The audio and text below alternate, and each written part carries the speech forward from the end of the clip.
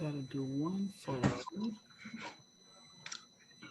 And just one.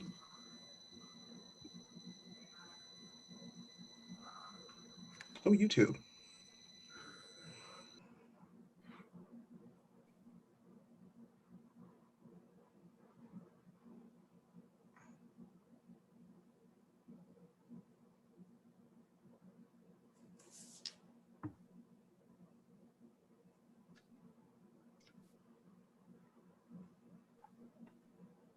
Seven. Okay. All right. Well, hello, everyone. My name is Vincent Fields, and thank you so much for joining our Pride panel. Now, I want to first introduce the man that brought us all here today, the Honorable Congressman from New York's 16th Congressional District, Congressman Jamal Bowman. Congressman, would you like to say a few words before we introduce our panel? Of course. Peace and love, everyone. Hope everyone's doing well.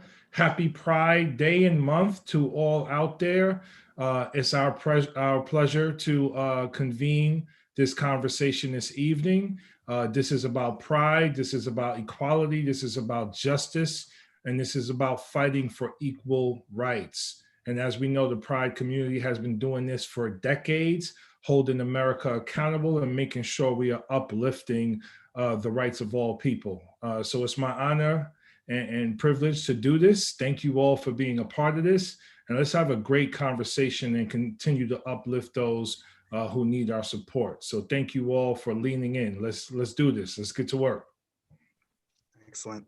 Well, thank you, Congressman. Now, I'm going to quickly go through our panel, and they're going to introduce themselves and say where they're from, what they're about. And then we're going to ask a few questions, okay, to the panel. Okay, so first and foremost is Sean Coleman. He's the founder of Destination Tomorrow in the South Bronx. Sean, would you like to say a few words? Yes, first and foremost, I'd like to thank Congressman Bowman for having us this evening and convening this discussion. I really, really believe it's much needed. I am Sean Coleman. I'm the founder and executive director at Destination Tomorrow, the Bronx LGBT Center. We're like the little engine that could up here, right? A lot of folks didn't even realize that the Bronx had an LGBT center. We provide direct service. Well, we initially started providing direct service. We believe in giving folks the tools that they need to survive and not stretching out this process with folks always having to depend on us or an agency. So we do a free GED, job readiness, professional development. We did COVID relief funding during the pandemic. We recognized that food insecurity was really, really a pressing problem, especially in the South Bronx. So we've opened a food pantry. We have a 5,000 square foot food pantry. And we also do housing for trans and gender nonconforming folks 25 and over. And we were very specific about that target population. And I'll probably touch on that later on in the discussion. But it's a pleasure being here. Thank you, Sean. Just moving right along is Ryan Kieran. He's the Community Engagement Manager at the Loft Communities LGBT Plus Community Center here in Westchester. Ryan, would you like to say a few words? Yes. Hi, everyone. Thank you so much, Vincent. My name is Ryan. I use he, him, his pronouns. I'm the Community Engagement Manager for The Loft. The Loft is Westchester County's only LGBTQ plus community center for adults ages 18 and over. We have over 40 different programs and services for Westchester adults, such as support groups, social groups, health and wellness groups, advocacy groups. We have a helpline where community members can call or email us any time of the day for LGBTQ plus affirming resources, both in Westchester and the county. And I'm super excited to be here today with my fellow panelists. And thank you to Congressman Bowman's office for inviting us. Beautiful. Thank you, Ryan. Now, next up is Troy Philadelphia. He's the Director of Outreach and Advocacy at the Ali Fournet Center in the city. I was muted, sorry. Zoom faux pas. My name is Troy Philadelphia. I am the Director of Outreach and Advocacy for the Ali Fournet Center. At the Ali Fournet Center, we provide services and shelter for LGBTQIA plus youth ages 16 to 24. And happy Pride, everyone. Happy Pride. Moving right along is Lisa Scott, the director of WJCS's Center Lane. Lisa. Hey. Hi. I'm Lisa Scott. I use she, her pronouns, and WJCS Center Lane is where LGBTQ plus youth create community, connect with culture, and contribute to the world. We are, Center Lane is Westchester County's only LGBTQ youth center for kids. And we serve kids right now, ages 8 through 21. And we provide individual counseling. We do groups. We do Westchester County's LGBTQ plus Pride or prom for our high school kids. And we provide summer camp programming and community education throughout the county so that everyone knows how to affirm our youth, even when we're not in the room with them. Thank you again. We're so excited, Congressman Bowman, for this chance to discuss really important topics for our kids.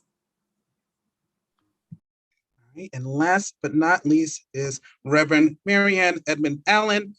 She is the executive director of Parlay. Reverend?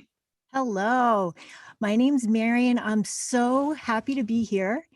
And I'm the executive director of Parity, which is based in Manhattan, and we work nationwide at the intersection of LGBT and faith, which means I'm usually the person in the room that scares someone for some reason, but not today, I hope. Happy Pride. Happy Pride. Okay, so now let's dive into these questions. And we're gonna start with a rather basic one, but it's a really good one because it kind of varies from person to person. And I think good questions kind of prompt that. So now I'm going to start with Sean. Now, what does pride mean to you? What does pride mean to me? Pride is in this moment, what pride means to me is continuing to be resilient, recognizing that there's still a lot of work to do, and, especially in this climate, right? When I think about all of my trans sisters, particularly Black trans women, who are still being murdered or experiencing some type of violence, and there isn't this outcry from the larger community, right? And I wonder what pride means to all of us if we can continue to have these kinds of events or situations happen to members within our community, and there's not more of an outcry. Being a Black trans male, the first thing that folks see is that I'm a Black man, and in some ways it produces a lot of fear, right? Because I think in some ways Black men have been demonized, and then you throw that extra layer of me also being a trans male. Now it's like, oh my God, and he's one of them, right? So it's like this incredible fear, because on the one hand, you want to celebrate all of the things that we've accomplished, but on the other hand, it's like, should I really be out there celebrating when there's so much more work that has to be done?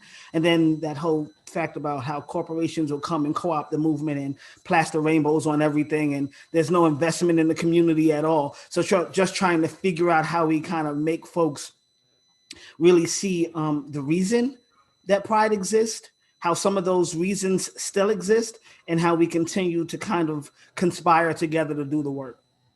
That's a long way of saying that I'm still happy I'm here, and that I'm resilient, and that our community is resilient, but we have more work to do. Excellent point. Thank you, Sean. All right, so next up, Ryan, would you like to answer that question? Yeah, of course. Thank you. Thank you for asking it. And Sean, thank you for your response. Pride to me, really means not forgetting the roots of where pride started, which were the Stonewall riots in 1969.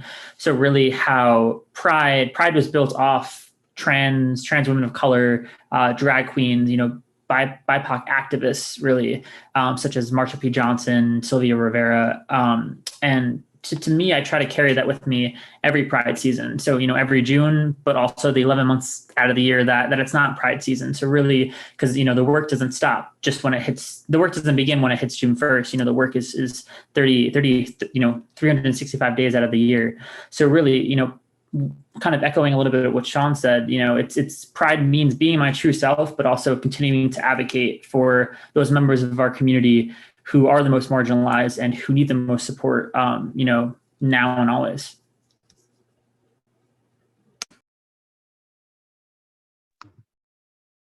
All right. Now, thank you, Ryan. Now, Troy, would you like to answer the question? What does pride mean to you? That's okay. Like Ryan said, when I was younger, I would say pride was all about the party. It was all about celebrating, going out and with your friends and doing the thing. Now that I'm older, pride is more, it's a time of remembrance. How did I get here? Like, how am I able to do the things I am able to do today as a Black gay man because of those who came before me? And I can't forget that. So I have to remember that we stand on the shoulders of those who came before us. And that's what pride is to me. Excellent. All right, Lisa, what does pride mean to you? It's always an interesting question because when you work with kids and you talk about taking them down to the Pride Parade, and the photos that mostly come out of the Pride Parade are not necessarily photos that people think of as the photos that a youth worker would take a child to. But I don't think you can completely understand what pride means if you have never been asked to feel shame simply for being who you are. Because that's what pride is to me. It's the opposite of shame. And so, why, yes, we are a little bit extra at Pride. Some of us are kind of extra always, but especially at Pride, that is our moment where we really get to take the floor and say, this is not just who I am, this is all of who I am. Yeah. And you don't usually get to see that because I usually don't need to show that to you. But for once, I'm not going to code switch. I'm going to be everything that I am and more. And you're just going to have to deal with it, at least this one day. That's beautiful. I think I echo that sentiment. You kind of take off all the kind of code switching armor that you might have to put yourself on to get through the day to day. But at least in New York City, and in the end of June, that's when everything can come off. So I echo that statement. Thank you, Lisa. And last but not least, Reverend. Yeah, talk about code switching. In churches, so many of them now are more affirming, which is great. And I love walking around and seeing the pride flags. And this is a month when queer people are asked to preach in pulpits and to bring a minute and to hear about the stories of queer homeless youth, to hear about conversion therapy survivors. So this is a time where, while we're celebrating and the youth we work with are celebrating, it's also a time when we really think about and highlight the folks who have suffered because of religion, and to highlight those stories, but also highlight the stories of queer people of faith who are clergy, who are out working for social justice in a faith-rooted way, which we celebrate, and working for equality through religious freedom. So it's a mixture of exciting things that we then try to spread throughout the year and say, okay, we really celebrate in June. Let's carry it forward, everyone. Yes. Okay, just moving right along. Excellent answers, everybody. But just moving right along, I want to talk about equal rights, and that's what we all labor to do for our community, and our various communities that we all are a part of. So now, what does equality, equal rights, look like for the LGBTQ plus community? And I want to start with Lisa. Yeah, shake it up on me.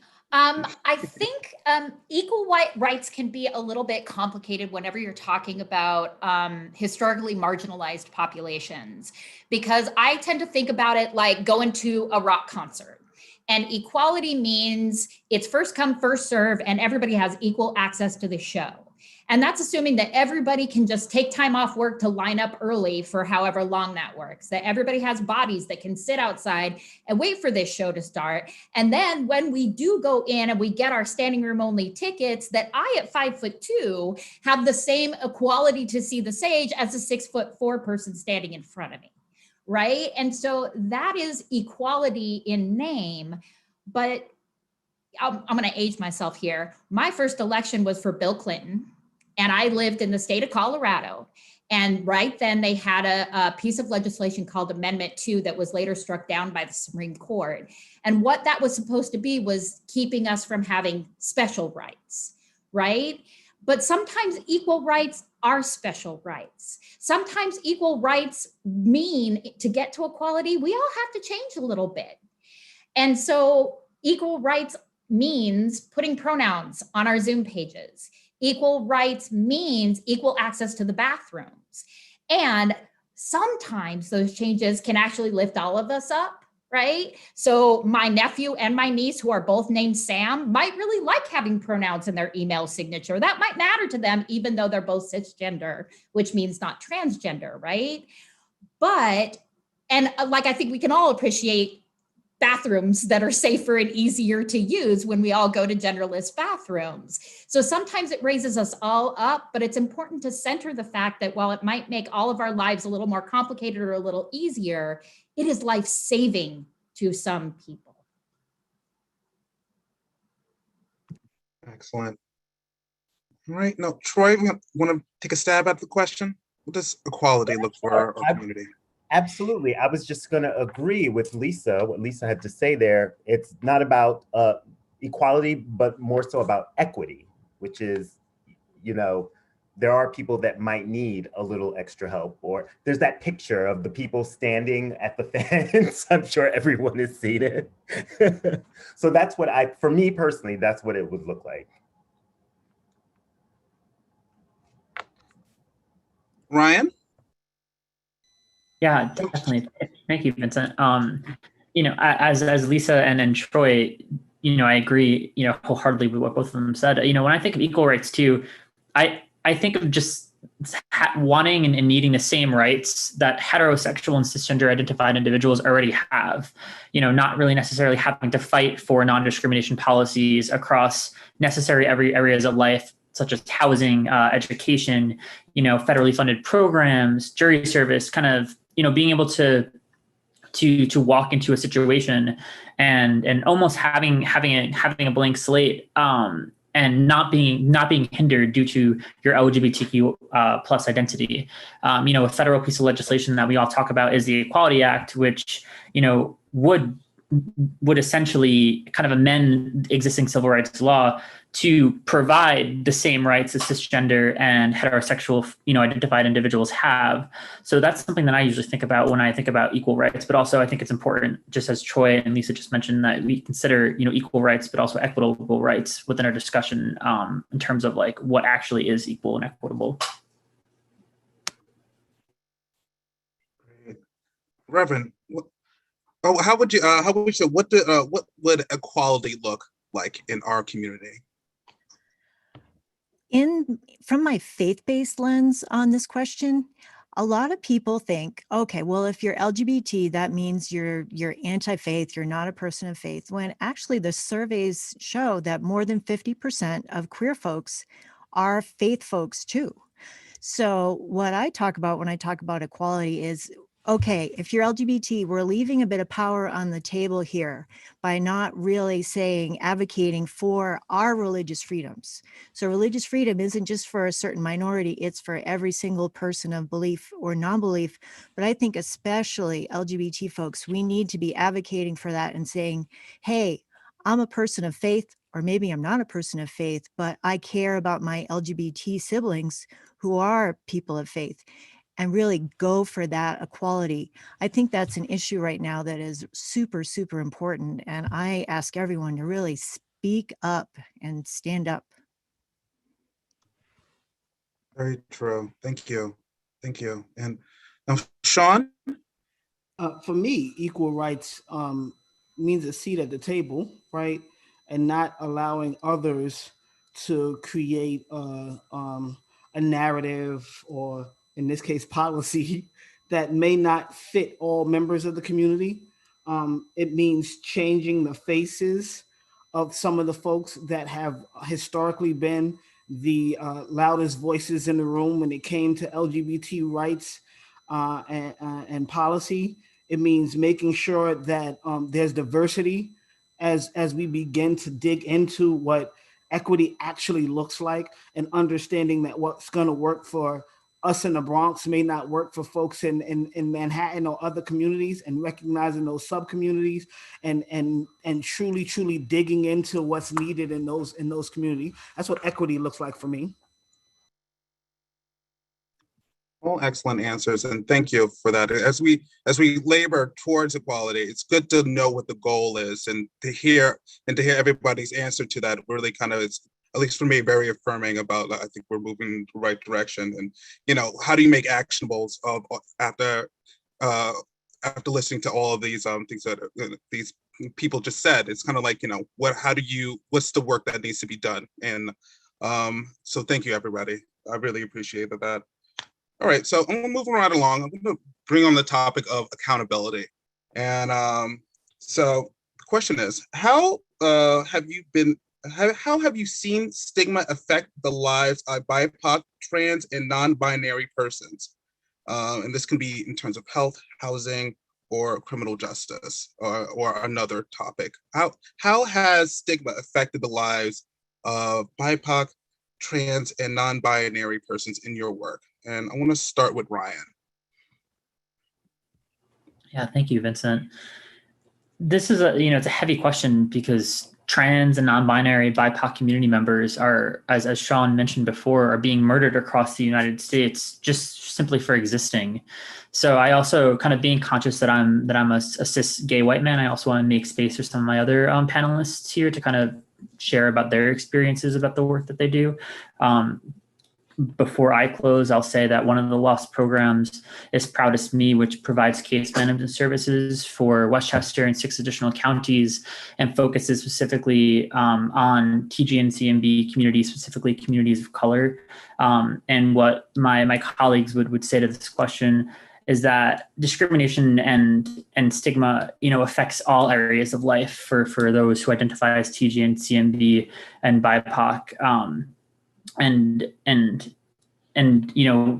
Proudest Me program exists essentially to provide case management services to these community members in those areas, Vincent, that you just mentioned, such as health, housing, criminal justice related concerns. So if anybody in the Westchester County area who needs assistance with that, feel free to reach out to us. And our Proudest Me team will work with you on a one-on-one basis to see what they can do to help.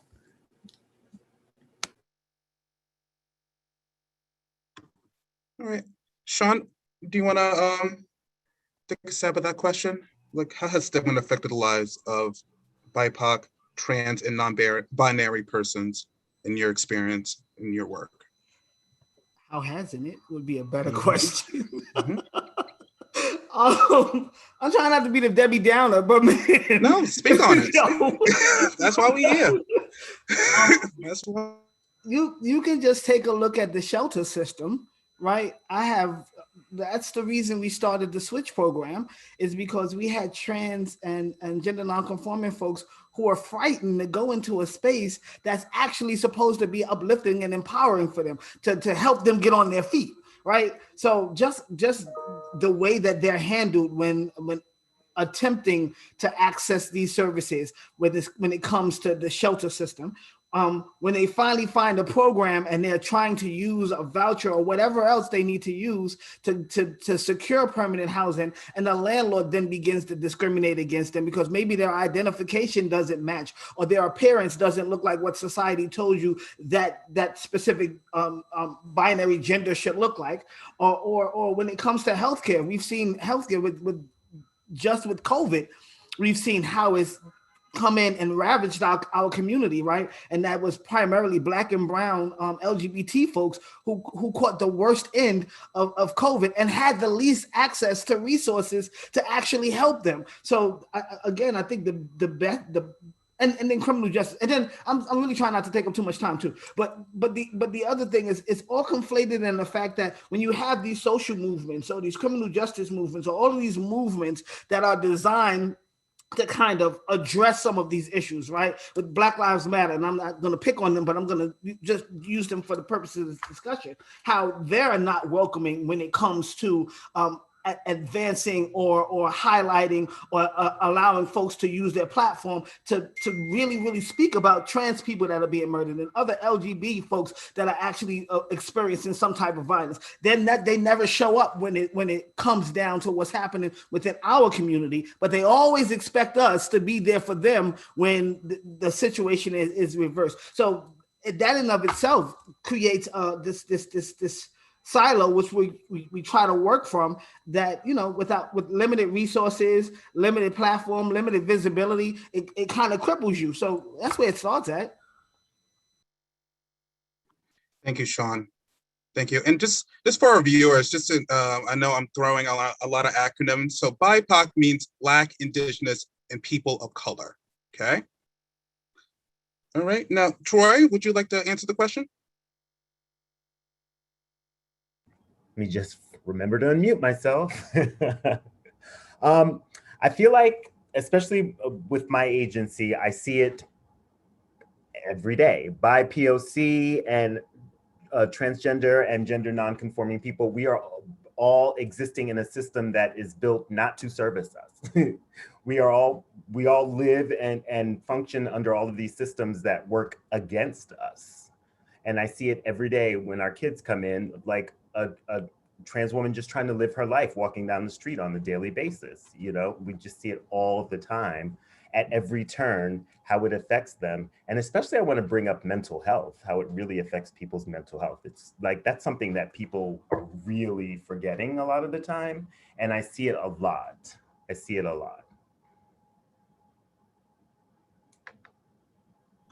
Lisa? Sorry. No. Thank you, Troy. Yeah. So we know that our kids are behind. Our LGBTQ kids tend to be behind other folks when it comes to some key cognitive areas. And most of the research tells us that that's because while other kids are thinking about, are my parents going to be angry at this? What am I going to wear to school? Do I have any friends? Am I doing well in school? Our kids are thinking about, I'm going to have to come out. Can I do that? Are my parents going to kick me out? Will I ever find anyone to love? Because there's literally not another LGBTQ kid within like 40 miles of me that I can find. Their needs and their thought processes are different. So they hit some of those developmental milestones in different ways. I work in Yonkers Getty Square. So 95 to 100% of the kids that I see are youth of color. And my BIPOC youth, I would say, I love what Troy said about armor, right? Because my BIPOC LGBTQ kids generally, but especially my BIPOC trans kids, they're armed to the teeth. Because walking through this world with the intersections of all of the stigma of racialized identities and LGBTQ identities, you have no choice. And I found out today, one of my kids is in prison. And I want to be surprised by that, but I'm not, because when I met that baby 3 years ago, he was armed to the teeth. And having no space to take off that armor and truly be yourself, because frequently when you're in LGBTQ spaces, we are not invulnerable to racism in our own community. And it's a much bigger issue in our own community than we are willing to publicly talk about, because we don't want to share our business outside of our own community. And then the LGBTQ identities, trying to navigate that within your home space, when so many of my parents are dismissing my kids' lived truth as white nonsense. And it's really, really tough for them to figure out where it is safe to take off any of that armor.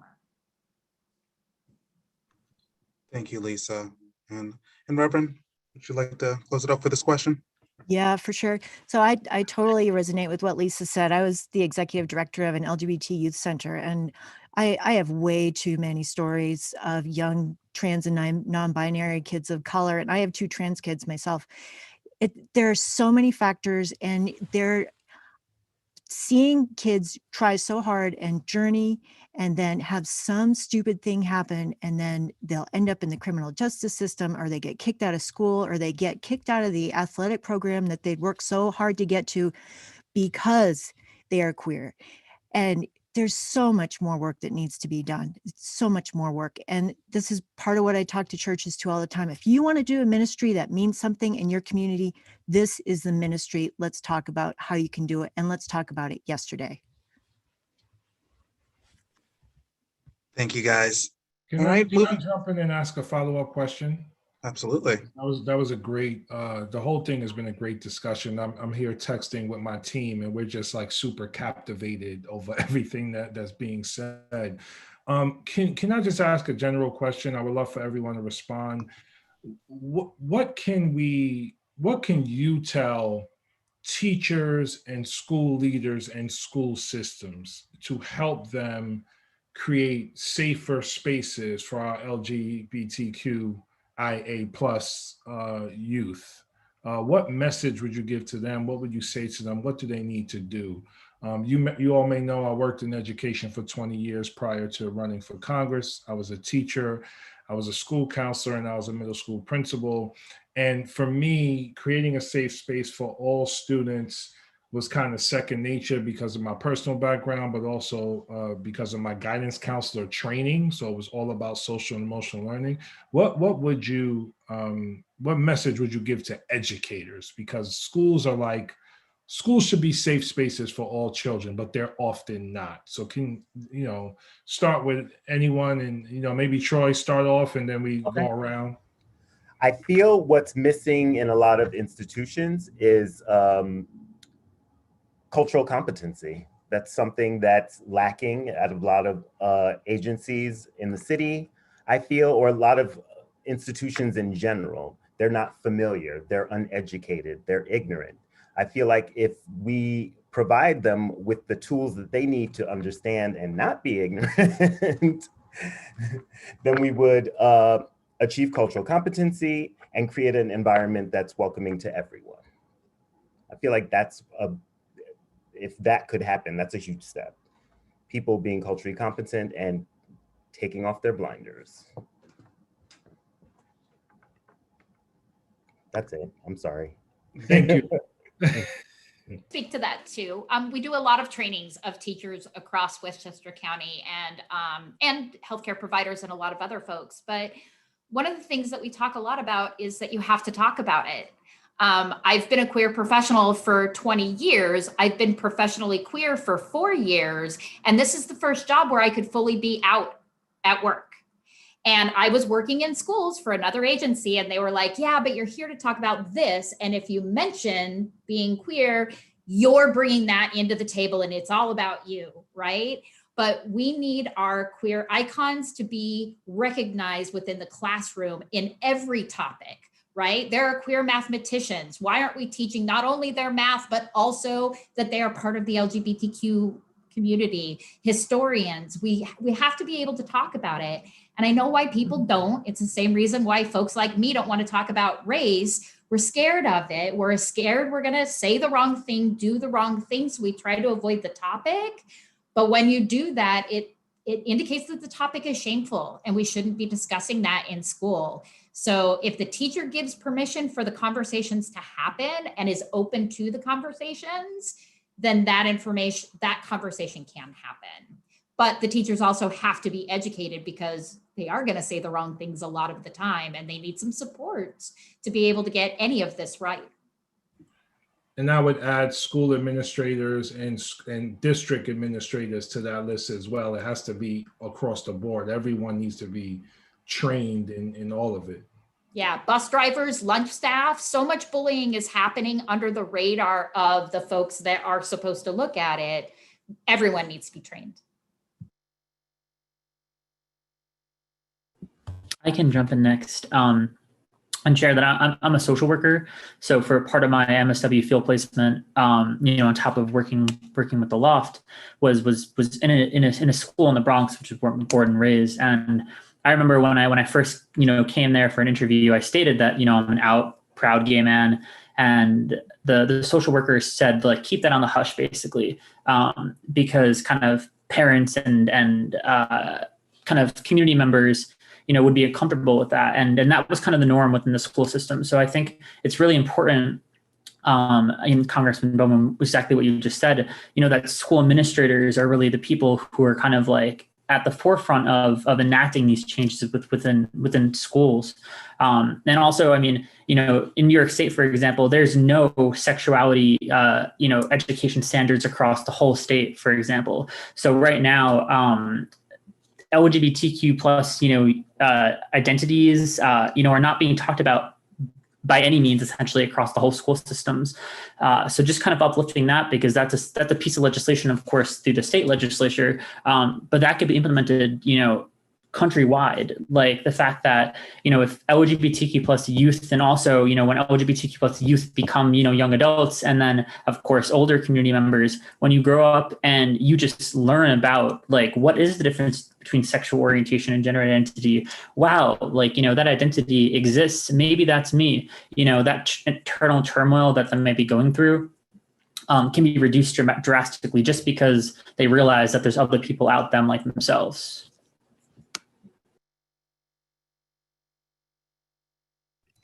I'll jump in. So my wife is a teacher and taught in the Bronx as well. She always has something in her classroom that has some type of like a rainbow or something that's a sign to the queer youth in the classroom. And she has talked about over the years how that's made a difference, not just to queer youth. And in fact, the presence of a GSA has been shown to benefit all students, not just the LGBT students. So having some type of sign of acceptance in your classroom is huge. The other thing I would add to these wonderful suggestions is when you talk to the parents, being aware of, okay, is this a student that may be LGBT and what's going on at home, and awareness of that, and perhaps some self-education with, say, the Family Acceptance Project or something, because often parents don't have anyone to talk to if their kid is queer, and a teacher could be a key resource that'll help a student. Yeah, and I'll just jump in. And Rev took two of mine, right? Because one of the points was to make sure that the teacher also recognizes that they're going to need a network, and really building out what that who's within that network, so that they can get them the help that they need. So if there's a community center in your area, or if there's some other kind of LGBT resource in your area, to make sure that you're connecting with them, so that when and if your student needs the assistance, you're not running around trying to find a safer space for them. You already have made a connection, and you have these relationships, and it's a soft handoff. The other thing, instead of just doing the GSA, I would propose maybe having some kind of network for the teachers as well, right? So that the teachers now understand, and that they are working towards maybe increasing visibility within that school district, and then they are approaching the superintendent and the higher ups, so that these discussions can begin to be had. So those would be my suggestions. Thank you, Congressman, for the question and excellent answers. This has been really great, and I just want to let's talk about accountability. Let's continue with that. Now, what are three simple ways that we can transform that the transformation that is needed to take place in our government, corporations, education, and religious institution to support Black, Indigenous, and people of color, trans, and non-binary persons? So what are three simple ways our big institutions that dominate this country, the government, corporations, education, and religious institutions, to support our community most at risk? Okay. And let's start with Rev. All right. Role models, absolutely role models. When a young person can see someone and think, wow, I can do that too, in all of those sectors, to me, that is number 1, 2, and 3 right there. Can I answer? Absolutely, Sean. I was just going to say those sectors need to be more reflective of the community, right? So the corporations need to begin to hire within our community. Their boards need to look more like our community. That would be the first suggestion for me. when looking to give back, I think they need to look to give back in communities that have historically been left behind or erased, right? And the perfect example is whenever folks want to give anything for Pride, they look at those bigger organizations that don't necessarily need the funding.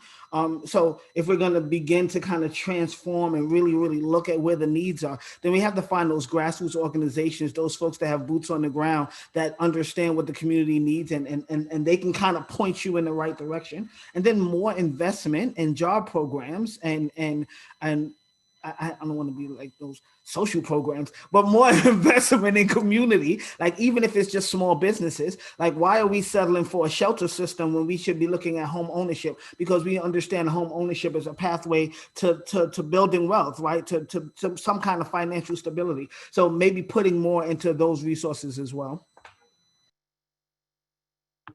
All excellent points. Thank you, Sean. Anybody else want to jump in?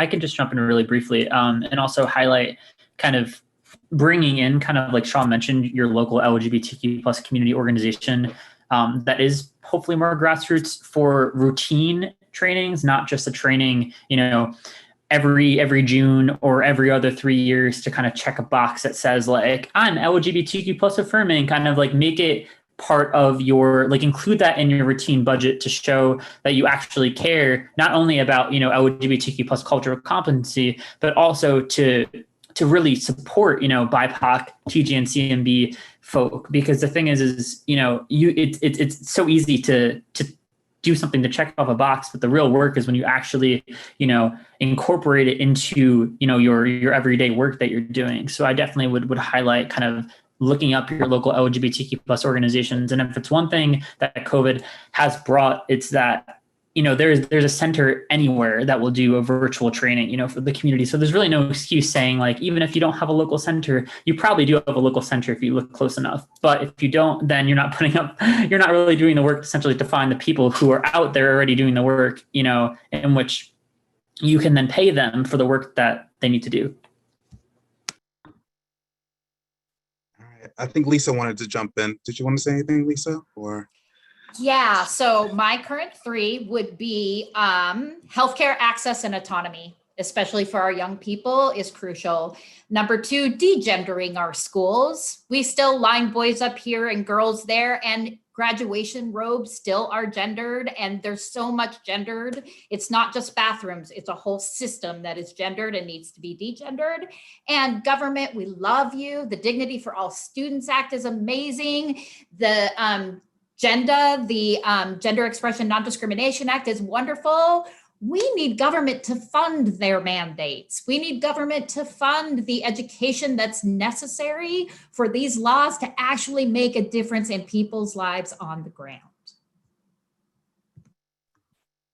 excellent point. And I was working at the state senate when agenda was passed, and it was a longer than a decade, a long time coming for this for that piece of legislation to be passed in New York State. So, I'm glad you brought it up. And anybody else want to jump in on this question before we move on? No? All right. Okay. Well, I have one question on the thing that we all have been dealing with over the past year, and that is the pandemic, COVID. Now, how have you adjusted in you serving the needs of the community during this kind of very trying time? Now, we can start with anybody if anybody wants to jump in. What are the kind of innovative things you've been doing to make sure the needs are met for our community? So I work at our drop-in center. We have a 24-hour drop-in center in Harlem where we have a full kitchen. We have a med clinic. That is where we house our overnight as well. And we used to be open during the day where we would have day programming and groups and things of that ilk. But of course, since COVID, we've stopped all that. And the way we adjusted there is we minimized the amount of clients that we could take in for our overnight.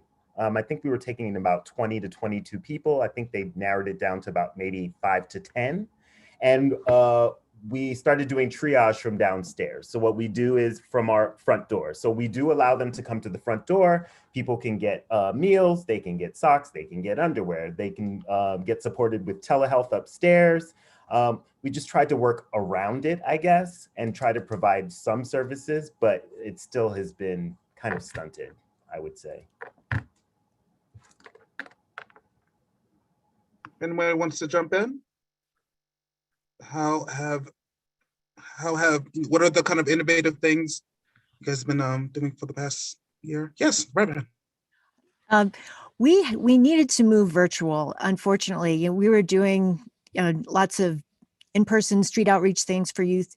So we went to virtual. We created a virtual pastor network, so anyone can go online and they, with special outreach to queer folks, can go online and get matched up with a pastor for, talking or prayer or whatever. Another thing we started was the online faith collective, which meant that churches who are broadcasting their services online in some way, they could access the services. And what we found from that was a lot of queer people who didn't want to go into a church, there are so many good reasons to not want to do that, would drop into different services because we vet them to make sure they're LGBT friendly. So we found a lot of queer people have been going to different church services and wanting to form small groups to talk about it.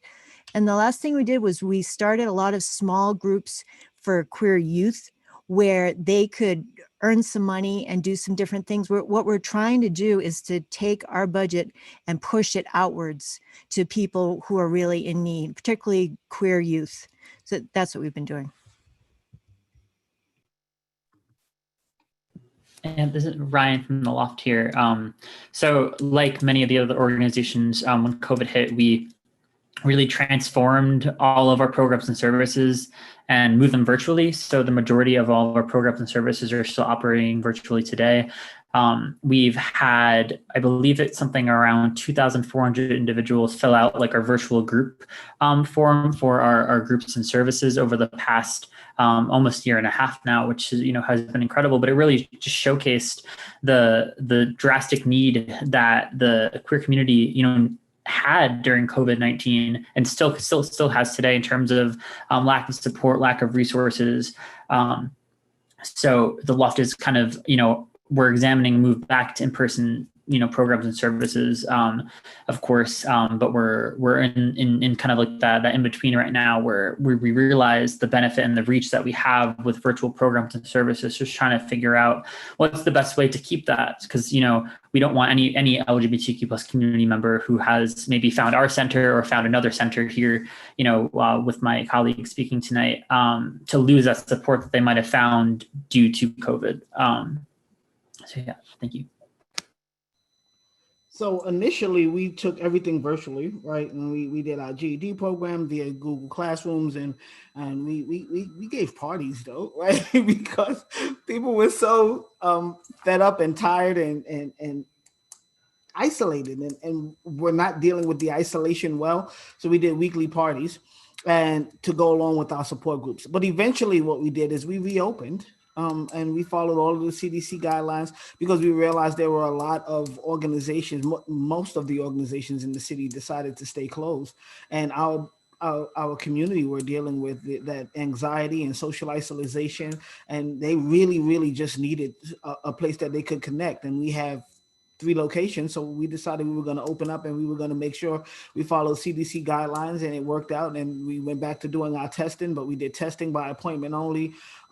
Intakes were by appointment only, and the groups, we kept the groups down to 10, and it worked out for us. The only thing that didn't work out is that we had just signed our lease on the new building for the housing program for the Switch Housing. We signed the lease on March 2nd. They shut us down on March 13th. So we couldn't do anything with the housing. So we're in the process now of actually filling the beds up now. Oh, Sean, that's just heartbreaking. Wait, we cried. Oh God, we cried. Yeah. So Center Lane, of course, everything's been different. We lost some key things. We lost our 25th LGBTQ prom. I spent my first 3 years in the job prepping for our 25th anniversary, and it was going to pop so hot, and it was 2020. So, that didn't happen. We lost our drop-in group. We do drop-in programming from 3 to 6 in Yonkers, Getty Square. And that's where like the bulk of my babies come from. Like the kids who come in and call me mom, and they're there every day and they are super connected to Center Lane. That's where those kids live. And they did not join us in that switch to online services in the same way. And if you know a lot about Yonkers and its internet service, that's a great reason why. And the other is what we were talking about with code switching, where even if you can access our services in a home with your parents, if you're in Yonkers, you're less likely than other areas of the county to have a door that you can be behind. And even if you do have a door, you might not want to be at home saying "Yas, Queen" really loudly, like you might do at Center Lane. And so you're navigating your family or the people you live with in a completely different way. What we gained was really massive. We were able to serve people who are physically in the county that we were never able to serve before because it was too hard for them to get down to us from Croton and Mamaroneck and Katona. And so it was great to see those folks having more access to our online services. We also were able to do something we've been wanting to do for years, and that is we have a group called Transparency, where trans and gender nonconforming youth are in one room and their parents or primary caregivers are in the room next door. We were able to do a separate group that was just for BIPOC kids and their caregivers, so they could have that space at the intersections of race and gender identity that were so crucial on all sides. We also, until this January, we were for kids age 13 to 21. Not having drop-in gave us some staff capacity to start groups for younger kids. So we currently are running Rainbow Squad, our first group for 8 to 13-year-olds. And it has been phenomenal. And we're doing summer camp for them for 2 days called the Rainbow Squad Summer Camp in the summer. And we're also working with the Loft to do vaccination sites for June, because we know that some of the vaccine hesitancy in our community is for different reasons. And so being able to do a Pride celebration that also includes vaccinations as well as HIV and STI testing is really, really important for us.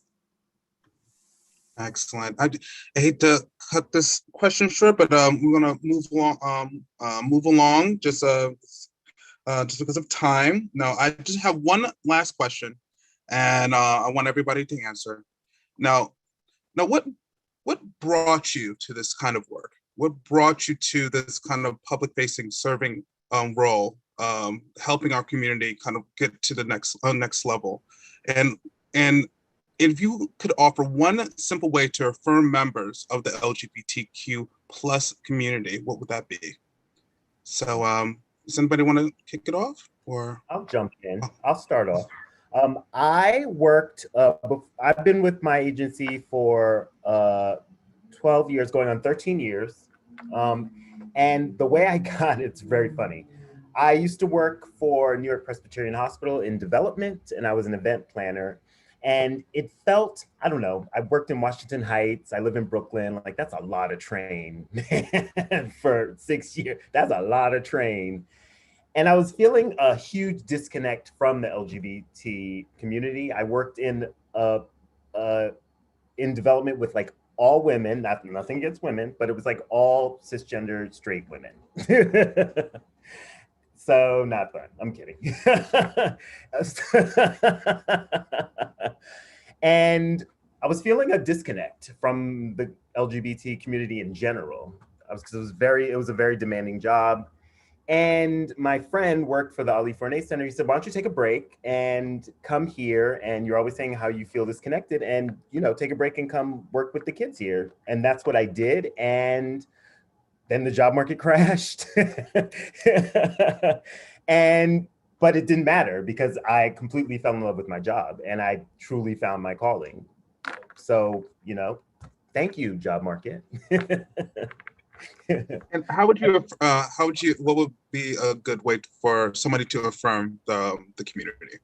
To let everyone know that you're not alone. I remember coming out how I felt incredibly alone and very, very much alone until I found my people. And to people that are feeling that they might be alone or that there aren't others that feel like them, just to know that we're out here and we're your people and we're waiting for you. So. So come on out. Beautiful. Now, who else? I'll call on folks. You know, I'm not afraid to do that. Lisa? I'm a safe one to call on. So I worked for Girl Scouts for 15 years, and it was wonderful in a lot of ways, but it was a bit don't ask, don't tell. And in that it was completely don't ask, don't tell. And I look back at the thousands of young people whose lives I impacted, who never knew that I could be a role model in that way for them, who didn't see that in me. And it makes me really sad. Also, my primary identity for most of my life has been teen mom, and there was not a lot of space in there for queer girl. So when my son turned 20 and I moved to New York with no family and no friends, because I always wanted to live in New York, I immediately went to find some LGBTQ community. And once I found it, I wanted everybody to have this moment of what I think the LGBTQ community needs most. And that is people to welcome us home. We need our people to be visible, and we need them to welcome us home. And my kids need you all to be visible and to tell them, here's the roadmap, here are the detours, watch out for that, keep an eye on that. Oh, here's a great shot for you. We need to see them because they don't have that in their lives. Thank you, Lisa. Anybody else? Sure. I'll go. Yes.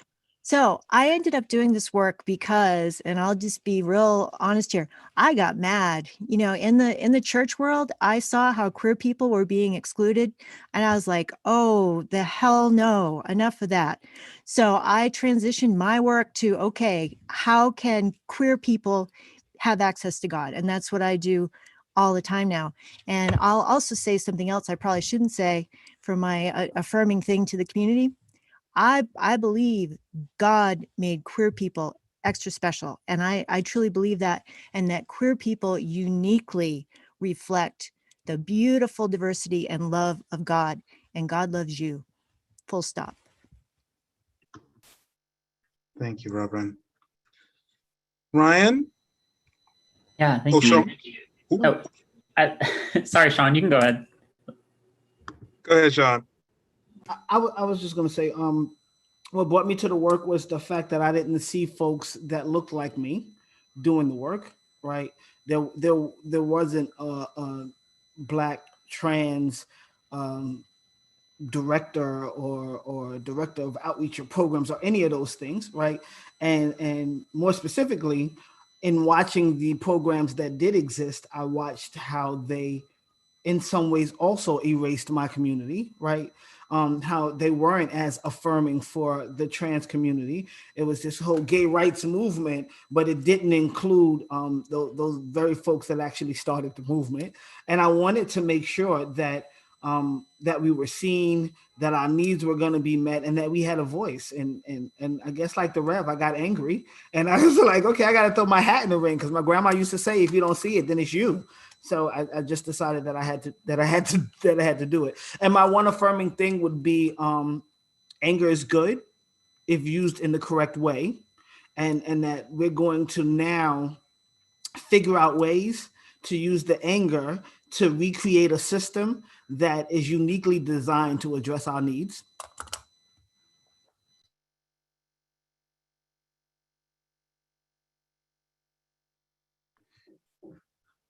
Thank you, Sean. Ryan, want to jump in? Yeah, sure. Thank you.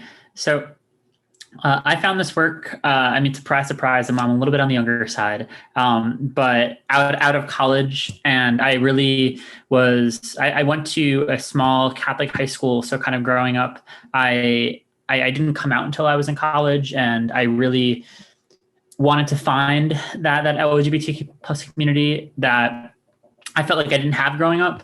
And for me, kind of finding the loft kind of provided me that. And it's a blessing to be able to help to create the space that I think, you know, any queer person should have in their life, even if it's for a passing moment. And I would say something that I would say to the LGBTQ plus community is that, you know, if there's not a space that you feel comfortable in, like make that space, because that space is meant for you. And you're not alone, because there is at least one other person in our whole LGBTQ plus, you know, family that feels similarly to you. So I would say, you know, make that space, and take it and claim it for yourself, because, you know, you're here for a reason. And I think we all are. Thank you, Ryan. All right, I think that's our time. Thank you so much for being rock stars, and thank you so much for all the work that you do. And I'm going to put it over to the guy who brought us all here today, our Congressman Boldman. You want to speak? So thank you all for that great discussion. Thank you for that education. We want to follow up with each of you to figure out how we can continue to work together. You just enlightened me tremendously on all the work that still needs to be done. My takeaway, everyone was great, but Marion's quote about, and I'm going to paraphrase because I don't remember it directly. How can the queer community have access to God? I think was, you know, I got teary-eyed when you said that. That was incredibly powerful, and the whole discussion was powerful. So let's, you know, I'm already messaging with my team. We're going to be following up with all of you, because when we talk about justice and equity for the LGBTQ community, we're talking about it for all children, and that's what we need to be fighting together towards and for, and we need to be relentless and urgent in that fight. So thank you all so much for your time. Peace and love to you all, and be on the lookout for us. I'm definitely going to be coming to Getty Square. That's like 5 minutes from where I live. You know, I live in Yonkers, and I represent the 16th, so got to come check you out. Thank you all so much. You guys are awesome. I appreciate you so much. Thank you. Thank you. Thank you for having us. Thank you. Thank for you having us. all. Congressman. Thank you. Happy Happy Pride. Pride. Happy Pride. Bye. Bye.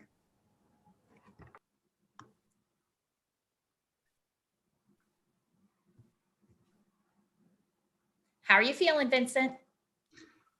I thought that was good. You guys are amazing. You know, I hope I kept everything moving along and then let you guys speak. And yeah, I didn't really introduce myself, but you know, I'm just like, who's this random person? But